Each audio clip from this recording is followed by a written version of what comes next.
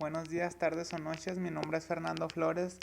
En este video abordaré el tema acerca de las facultades del Congreso de la Unión en materia de guerra. Primero que nada, para ir entrando en contexto, la guerra puede ser definida por muchos autores. En este caso, él nos dice que la guerra debe ser promovida por el Estado de tiempo en tiempo para que la sociedad civil no caiga en el aislamiento, es decir, en la desvinculación del fin general que representa el Estado gracias a la seguridad y estado de paz que este mismo le otorga. En pocas palabras, es cuando un país no deja que otro país le robe sus fuentes naturales o su territorio, ya que, por ejemplo, si México lo atacara, digamos, Estados Unidos, pues México lo que va a hacer es defenderse, va a levantar a su pueblo en armas, provocando así una guerra por lo mismo, para no dejarse robar territorio y para que haya paz en nuestro mismo país. Bueno, en ejemplo, ¿verdad? Eh, ¿Cuáles son las facultades del Congreso de la Unión? Pero primero que nada, ¿qué es el Congreso de la Unión? Bueno, el Congreso de la Unión es el órgano depositario del Poder Legislativo Federal de México.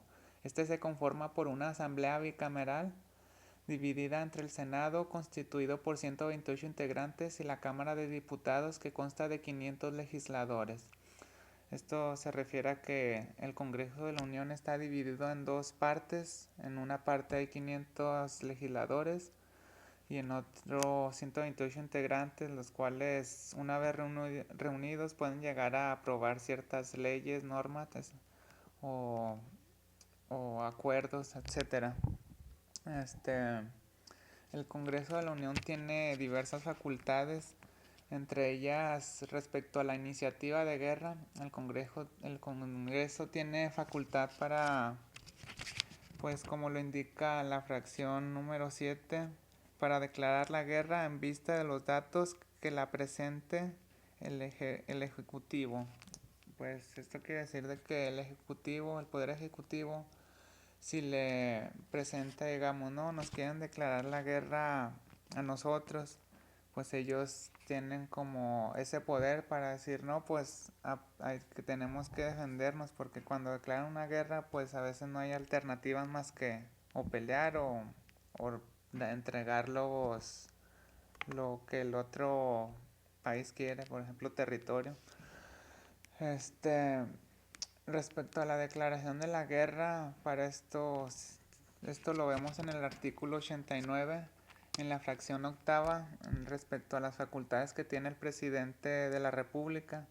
En este caso dice que para declarar la guerra, el presidente tiene la facultad para declarar la guerra en nombre de los Estados Unidos mexicanos, previa a la ley del Congreso de la Unión facultada por el mismo presidente. El mismo presidente es el que va como a dar ese último paso para que se lleve la guerra. Bueno, para el que se lleve la declaración más que nada, para, por ejemplo, a cierto país, no, pues te declaro la guerra. O sea, tiene que hacerse con cierta formalidad, aunque a lo largo de la historia muchas veces se había hecho caso omiso a cierta formalidad, ya que pues de la nada llegaban atacando y agarraban desprevenidos a los soldados o a los ciudadanos.